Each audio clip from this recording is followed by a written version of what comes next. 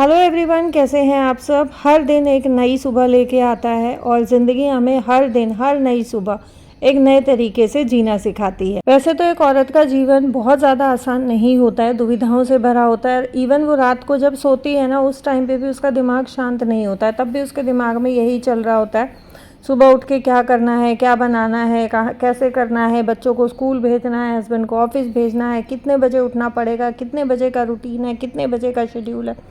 और जहाँ जो लेडीज़ मेरी वाली सिचुएशन से गुज़र रही हैं, वहाँ पे तो ये सोचना ही बहुत बड़ी महाभारत होती है कि भाई सुबह कितने बजे उठ के आपको कितने बजे तक अपना काम ख़त्म करना है और कितने बजे तक आपको लंच वंच वगैरह रेडी करके रखने होते हैं। क्योंकि देखो, स्कूल का टाइम फ़िक्स होता है, लेकिन जैसे मेरे हस्बैंड है, उनका ऑफिस का कोई फ़िक्स टाइम नहीं है। वो कभी 7 बजे चले जाते हैं, कभी 9 बजे चले जाते हैं, कभी अगर ये होता है कि भाई काम कम है तो वो ऑफिस थोड़ा लेट भी चले जाते हैं। अब उनका क्या रहता है, वो उठने से जाने से सिर्फ 15 मिनट पहले उठते हैं, उठते ही सीधा वॉशरूम में और फिर रेडी होके ही बाहर निकलते हैं। तो वहाँ पे ना फिर ये चीज़ मैनेज करना एक ट्रिक हो जाती है, एक आर्ट हो जाती है और आपका एक हुनर हो जाता है। तो मैं क्या करती हूँ, मैं जब उठती हूँ मैं उस हिसाब से लंच वगैरह अपना सारी प्रिपरेशन में करके रखती हूँ और बस इतना होता है कि जैसे ही उठे रोटियाँ सेकी, लंच बॉक्स में डाली और मैंने उनके हाथ में पकड़ा दिए। लेकिन फ़िलहाल जो है, नए घर के साथ बहुत सारी नई जिम्मेदारियां चल रही हैं। सामान जो है वो ऑलमोस्ट मेरा सेट हो चुका है, थोड़ा बहुत बचा हुआ है, तो उसको धीरे धीरे सेट होने में काफ़ी टाइम लगेगा। रात को मैंने राजमा भिगोई थी और ये राजमा ना मैंने धो के नहीं भिगाई थी, मैंने ऐसे ही भिगो दी थी क्योंकि शाम होते होते इतनी ज़्यादा थकान हो जाती है। उसके बाद तो बस ऐसा लगता है कि यार बस बिस्तर मिल जाए, बिस्तर पकड़ लो और सो जाओ बस। तो ये बहुत अच्छे से जो है भीग गई हैं। इनको अब मैं अच्छे से मसल के कम से कम 3 से 4 पानी में धोऊंगी, क्योंकि आप देख रहे हो रेड रेड पानी हो जाता है इसका। तो ये पॉलिश होती है और ये पॉलिश उतरनी बहुत ज़्यादा ज़रूरी होती है, अदरवाइज़ ये हमारी किडनी के लिए बहुत ज़्यादा नुकसानदायक होती है। साथ ही मैंने रात को जमाई थी दही, ये टोंड दूध की दही है और आप देखो बिल्कुल कितनी बढ़िया तरीके से परफेक्ट गाढ़ी दही जमी है। टोंड दूध की दही जब आप जमाते हो ना, तो उसमें हल्का हल्का पानी होता है। अगर आप फुल क्रीम या बफेलो मिल्क की जमाओगे तो उसमें पानी नहीं होता है। यह राजमा को मैंने अच्छे से जो है धो लिया है खूब 3 से 4 पानी में। या अगर आपको अंदाज़ा नहीं आता तो जब तक पानी ट्रांसपेरेंट ना हो जाए, साफ़ ना हो जाए, तब तक जो है छोले, राजमा, काले चने, दाल वगैरह जो होती है उनको धोना चाहिए। अब इसमें मैं डाल रही हूँ नमक, लेकिन नमक डालूँगी मैं जितना सब्ज़ी में चाहिए उतना, आधा, हल्दी, एक तेज़पत्ता और दालचीनी, और इसके साथ मैंने डाल दिया एक बटर का टुकड़ा। मेरे पास बटर फ्रिज में रखा हुआ है, आप बटर की जगह घी भी यूज़ कर सकते हैं। इससे राजमा में ना थोड़ी सी चिकनाहट अच्छी आ जाती है और ग्रेवी जो है वो थोड़ी सी स्मूथनेस की तरफ जो है राजमा की रहती है, तो काफ़ी अच्छा टेस्ट आता है। पहले इसको खुला मैंने पका लिया और जब अच्छे से पानी इसका बॉईल हो गया, इसको अच्छे से मिक्स करके और तब मैं ढक्कन लगा दूंगी। इसके बाद जो है 1 सीटी लगाऊंगी तेज़ गैस में और 6 से 7 सीटियाँ लगाऊंगी मैं मंदी गैस में, तो इससे ना राजमा बहुत अच्छे से पक जाती है। और सामान जैसे सेट हुआ मेरा, तो अब जो है बारी आ गई है कपड़ों की। मैंने रेगुलरली आप लोगों के साथ शेयर कर रही थी, कपड़े बहुत सारे इकट्ठे हो रहे हैं। चादरें हैं, सोफ़े के कवर हैं, कारपेट्स हैं, मतलब ऑलमोस्ट सारे ही कपड़े मेरे दोबारा धुलने हैं। और मुड्डियों के कवर हैं, क्रोशिए के, बहुत सारे कपड़े, इतने मतलब ढेर इकट्ठा हुआ पड़ा है। और अब मानसून भी आ गया, बारिश का मौसम आ गया।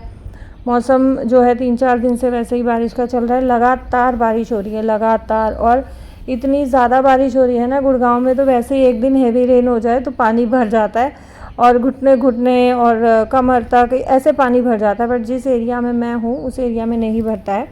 लेकिन यहाँ की ना एक अच्छी चीज़ और भी है, ज़रा सी बारिश होती है पानी भरता है, लोग बाग ना वीडियोज़ वायरल कर देते हैं, वीडियोज़ अपलोड करना शुरू कर देते हैं, यहाँ गंगा बन गई, यहाँ जमुना बन गई, ये हो गया वो गया। गुड़गांवा में ये पानी आज से नहीं भर रहा है और ये किसी सरकार की कमी नहीं है। गुड़गांवा में शुरू से ही, कभी मतलब हमारे दादा परदादाओं के टाइम से ही, जब से हम लोग बचपन से देखते आए हैं, तब से ही पानी भरता है। गुड़गांवा का जो खेड़ा है ये सबसे ऊंचा खेड़ा है इस एरिया का, तो यहाँ पानी भी इतनी जल्दी भरता है, लेकिन जितनी जल्दी भरता है उतनी ही जल्दी पानी निकल भी जाता है। यहाँ रुक के नहीं रहता है कि बारिश का पानी अगर भर गया तो उसके बाद वो 2, 3, 4, 5 दिन भरा रहेगा, नहीं, ऐसा नहीं है। तो ये अगर कोई भी वीडियोस वगैरह डाल रहा है ना कि सरकार की कमी है, इसकी कमी, उसकी, भाई ये किसी की कमी नहीं है। ये पुश्तों से और सदियों से गुड़गांव में पानी ऐसे ही भरता आ रहा है। सबसे ज़्यादा आता है शीतला माता मंदिर के आगे का। और अब जो मेरे दो सबसे मेन और अहम काम बचे हुए हैं वो बचे हुए हैं। एक तो ये डाइनिंग एरिया की लाइटें जो है ठीक करानी। ये यहाँ से वो डीलर लाइट उतार के लेके गया था, लेकिन अभी तक आया नहीं है। एक लाइट अंदर के रूम की लेके जा रखा है, 4 से 5 दिन हो गए हैं। सो ये अभी मेरा सबसे मेन और अहम काम बचा हुआ है, इस एरिया की लाइट्स वगैरह चेंज कराना और माली को बुलाना। ये मेरे सारे पौधे अभी यहीं पे डंप्ड हैं।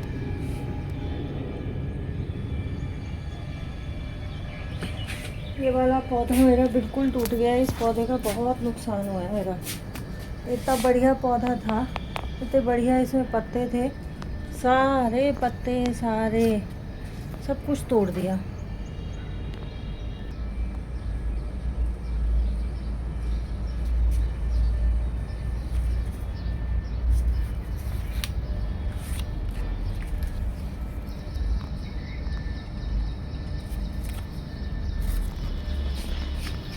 और हर चीज़ में डैमेज हुआ है, हर चीज़ में। कौन सा कोना, कौन सी चीज़, कौन सी जगह ऐसी है जहाँ के सामान में थोड़ा बहुत डैमेज ना हुआ हो। मेरा मतलब लिटरली माइंड मेरा अब तक अपसेट है और मैं अपने माइंड को शांत नहीं कर पा रही हूँ इस चीज़ को देख देख के। और अभी ग्रेवी के लिए जो है एक बहुत ज़बरदस्त मसाला रेडी कर रही हूँ, जिसके लिए मैंने ली हैं साबुत लाल मिर्च सूखी हुई, एक हरी मिर्च, लहसुन की कलियाँ, टमाटर, और इसमें मैं ऐड करूँगी साबुत धनिया।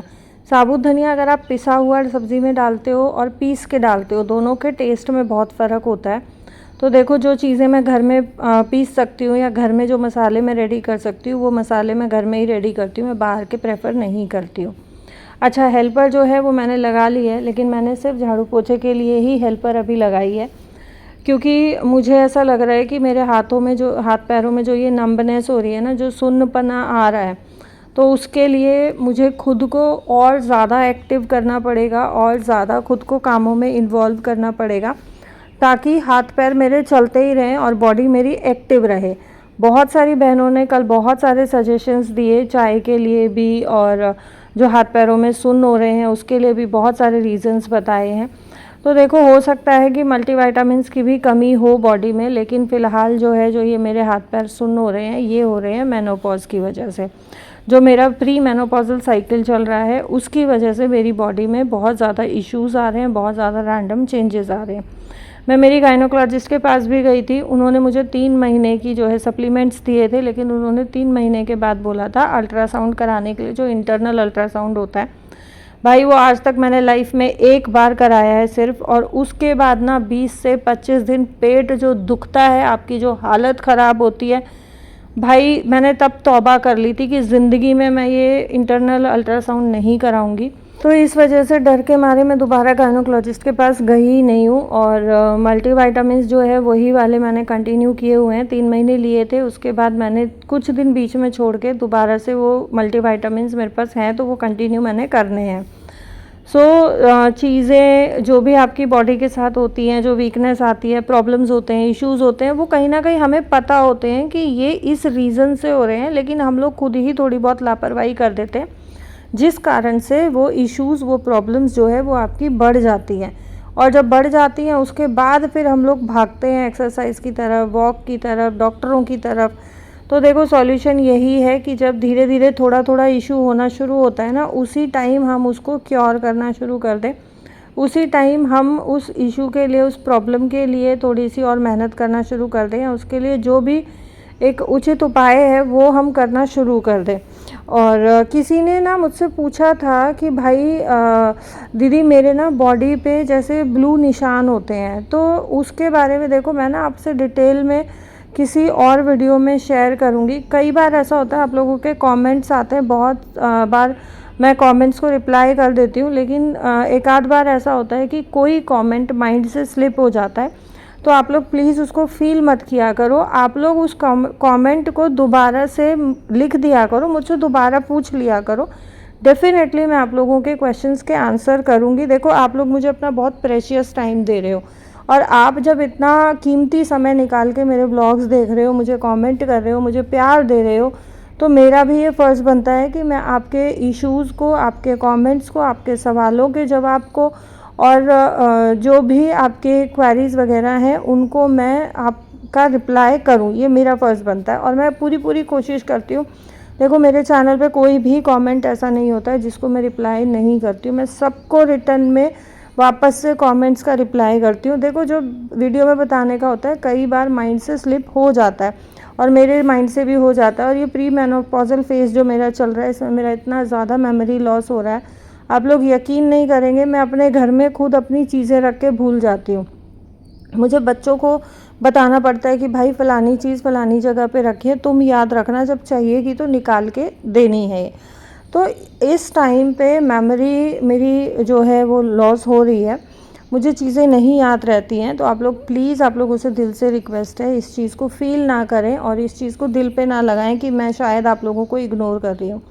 तो ऐसा कभी नहीं हो सकता भाई कि मैं आप लोगों को इग्नोर करूं। आप लोगों के प्यार से, साथ से, सपोर्ट से ही मैं आज यहाँ तक पहुँची हूँ। और जो लोग परसों की वीडियो में इतने पुराने बहनें जो हैं वो कमेंट कर रही हैं, इतनी पुरानी बहनें निकल के आई हैं, मुझे दिल से इतनी खुशी हुई है। एक ने तो मुझसे पूछा भी था कि आपको मैं याद हूँ या भूल गए हो? भाई, आप लोगों के प्यार से मैं यहाँ तक हूँ, मैं किसी को नहीं भूली हूँ और जो स्टार्टिंग से मेरे चैनल के साथ जुड़े हुए हैं उनको तो मैं ज़िंदगी में नहीं भूल सकती हूँ। अब भी बहुत सारी बहनें ऐसी जुड़ रही हैं जो कंटिन्यूअसली मेरे चैनल पे कमेंट करती हैं। कमेंट के आगे उनका जो नाम है उसके आगे पर्पल कलर का हार्ट आता है। तो पर्पल कलर का हार्ट यूट्यूब इसीलिए देता है कि आप चैनल पे सबसे ज़्यादा एक्टिव हो। तो मैं कैसे भूल सकती हूँ यार, आप लोगों को बताओ।